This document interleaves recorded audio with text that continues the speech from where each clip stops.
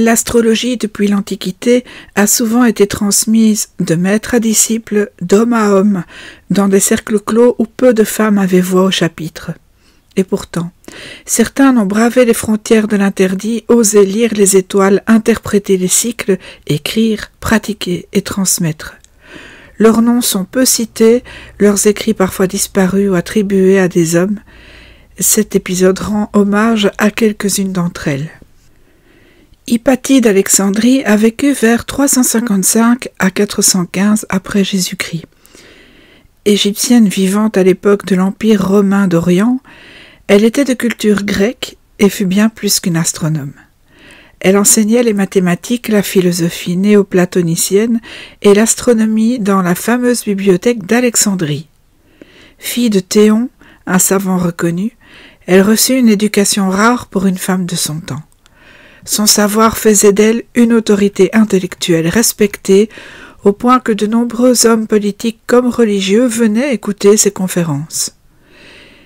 Mais Hypatie vivait à une époque trouble, où le pouvoir religieux montait en force. Soupçonnée d'entretenir des idées païennes et accusée de sorcellerie pour ses pratiques scientifiques, elle fut brutalement assassinée par une foule fanatisée. Son nom s'effaça peu à peu des tablettes, mais son courage, sa liberté de penser et sa quête d'harmonie entre ciel et raison continuent d'inspirer les astrologues modernes. Elle est l'une des premières à avoir tenté une synthèse entre l'astronomie scientifique et l'interprétation symbolique des astres. Hildegarde de Bingen a vécu de 1098 à 1179.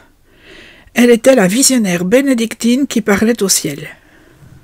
Religieuse, mystique, médecin et compositrice, Hildegarde a vécu dans le Saint-Empire romain germanique et a laissé des œuvres majeures mêlant médecine naturelle, cosmologie et spiritualité. Si elle n'était pas astrologue au sens technique, elle intégrait les cycles lunaires et planétaires dans sa vision du monde, convaincue que l'univers était un livre que l'on pouvait lire en parallèle des Écritures. Dans ses écrits, elle parle de la relation entre les astres, le corps humain et l'âme. Elle fait partie de ces femmes pour qui l'astrologie était une langue sacrée, un pont entre Dieu et l'homme. Ces visions profondément astrologiques dans leur symbolisme influencèrent les médecines naturelles et les pratiques symboliques médiévales. Margaret Cavendish est née en 1623 et décédée en 1673. Philosophe, poétesse, autrice de science-fiction avant l'heure, l'audacieuse duchesse anglaise écrivit sur la nature, l'univers et l'influence des astres. Elle n'était pas astrologue dans la tradition technique, mais ses œuvres abordent la manière dont les planètes peuvent influencer la matière, les corps et les esprits. Femme de la haute noblesse anglaise, moquée pour ses idées, elle publia sous son propre nom, fait rare à l'époque. Elle pensait que les femmes pouvaient et devaient s'approprier les savoirs réservés aux hommes. Elle fut fascinée par le ciel et chercha à y lire des lois harmonieuses. Anne Conway est née en 1631 et décédée en 1679. Elle était anglaise et fut une philosophe influencée par la Kabbale et les doctrines hermétiques. Dans son unique traité, Les principes de la philosophie la plus ancienne et la plus moderne, elle propose une cosmologie vibratoire où les astres participent d'un grand tout vivant. Ce texte, étudié par les ésotéristes du XVIIIe siècle, influença certains astrologues spiritualistes, notamment ceux liés à l'école théosophique. Son intérêt pour l'astrologie se situait à la frontière de la philosophie et du mysticisme. Elle concevait les planètes comme des intermédiaires dans l'élévation de l'âme humaine. Élisabeth Ier d'Angleterre est née en 1533 et décédée en 1603. Cette grande reine ne pratiquait pas l'astrologie, mais elle joua un rôle central dans sa valorisation. Elle était passionnée par cette discipline, consultait régulièrement son astrologue personnel et connaissait très bien les fondements théoriques de l'astrologie judiciaire. Elle conserva toujours près d'elle ses éphémérides, surveillant les conjonctions planétaires avant les décisions importantes, et elle soutint financièrement les recherches astrologiques. Sans elle, John Dee n'aurait probablement jamais pu publier ses traités. Elle fut la protectrice éclairée d'un savoir ésotérique qu'elle jugeait essentiel à la stabilité du royaume. Elena Petrovna Blavatsky est née en 1831 et décédée en 1891.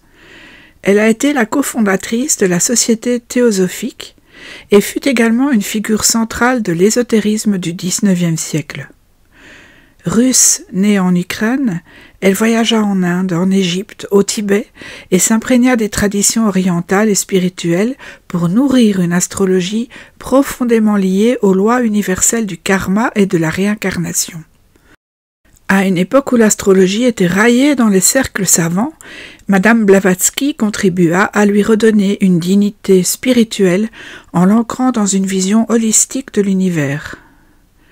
Visionnaire, elle parla d'astres invisibles, de cycles cosmiques et d'énergie subtile, avant même que la physique moderne n'esquisse ces concepts. Elle fut également la cible d'attaques virulentes, souvent caricaturées ou accusées de fraude. Derrière cette controverse, une femme hors norme qui osait s'affirmer dans un monde réservé aux hommes, affirmant haut et fort que les étoiles parlent à toutes les âmes. Enfin, derrière le grand nom du franco-américain Dane Rudhyar, pionnier de l'astrologie humaniste, se cache l'ombre d'une femme, Leila Raël, souvent oubliée dans les récits officiels. Elle fut pourtant sa collaboratrice, son éditrice, sa confidente et sans doute bien plus encore. Leila joua un rôle fondamental dans la diffusion de ses idées, dans la transcription de ses enseignements et dans l'animation des cercles astrologiques qui allaient transformer cette discipline dans les années 1960 et 1970.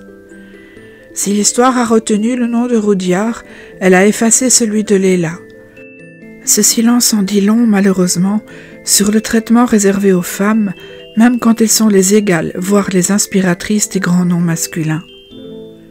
À très bientôt pour un prochain épisode.